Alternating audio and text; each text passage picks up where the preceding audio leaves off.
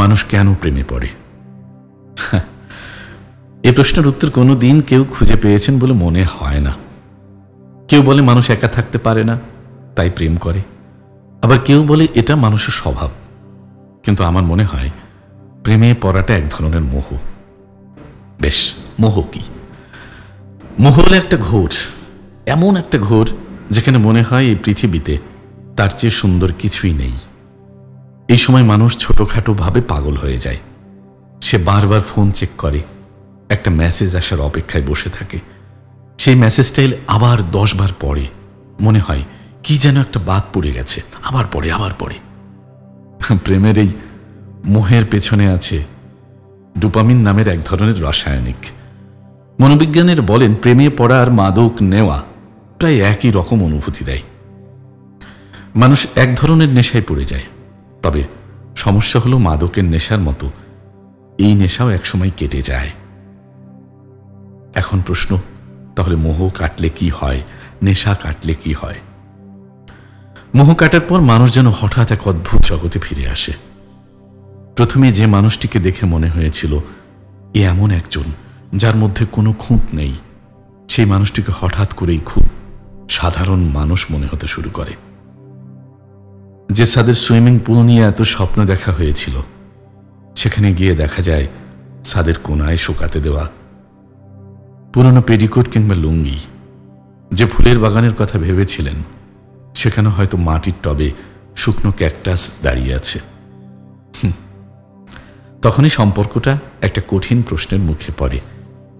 এই মানুষটার সঙ্গে আপনি কি সত্যি বাকি জীবন কাটাতে চান, নাকি পুরোটা সময়ই ছিল কেবল একটি মোহ? মোহ কাটার পরই বোঝা যায় সম্পর্কটা ভালোবাসার উপর দাঁড়িয়ে আছে, নাকি শুধুই ছিল এক ধরনের মায়াবী ঘোর। তখন থেকেই শুরু হয় আসল সম্পর্কের লড়াই। কখন বুঝবেন সম্পর্ক আর টিকবে না? নিজেকে হারিয়ে ফেলেছেন।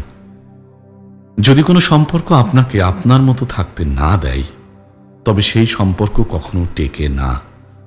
ভালোবাসা মানে হলো আপনাকে যেমন তেমনি ভাবে গ্রহণ করা। যদি কেউ আপনাকে পরিবর্তন করতে চায়, তবে সেটি মোহ, ভালোবাসা নয়। যোগাযোগ কমে গেছে। ভালোবাসা থাকলে মানুষ সময় করে নেয়। যদি দেখেন সঙ্গে আপনাকে এড়িয়ে চলে, একেবারে অকারণে যোগাযোগ কমিয়ে দিয়েছে, তবে বুঝুন সম্পর্কটি আর আগের মতো নেই। অতিরিক্ত মতবিরোধ সব সম্পর্কেই হয়, কিন্তু যদি তা এমন পর্যায়ে পৌঁছে যায় যেখানে প্রতিটি কথায় ঝগড়া হয়, তবে সেটি সম্পর্কের জন্য সতর্ক সংকেত। আপনার মতামতের গুরুত্ব নেই। যদি দেখেন আপনার সঙ্গী সবসময় নিজের মতকেই প্রাধান্য দেয় আর আপনার মতামতকে তুচ্ছ করে, তবে বুঝুন এই সম্পর্ক বেশি দিন টিকবে না। অন্যদের সঙ্গে খারাপ আচরণ করে। আপনার সঙ্গীর আচার ব্যবহারের নজর দিন। যদি সে অন্যদের সঙ্গে, বিশেষত নিম্ন স্তরের মানুষদের সঙ্গে খারাপ আচরণ করে, তবে ভবিষ্যতে আপনার প্রতিও এমন আচরণ আসতে পারে। মোহ আর ভালোবাসার মধ্যে পার্থক্য আছে। মোহ আসে হঠাৎ, কিন্তু ভালোবাসা তৈরি হয় ধীরে ধীরে, আস্তে আস্তে। মোহ বলে তুমি আমার, যেন এক স্বপ্নের নায়িকা, কিন্তু নায়ক। আর ভালোবাসা বলে তুমি যেমন তেমনি ঠিকঠাক মতোই আছো। সম্পর্কে স্থায়িত্ব আনতে হলে ভালোবাসা প্রয়োজন, মোহ নয়।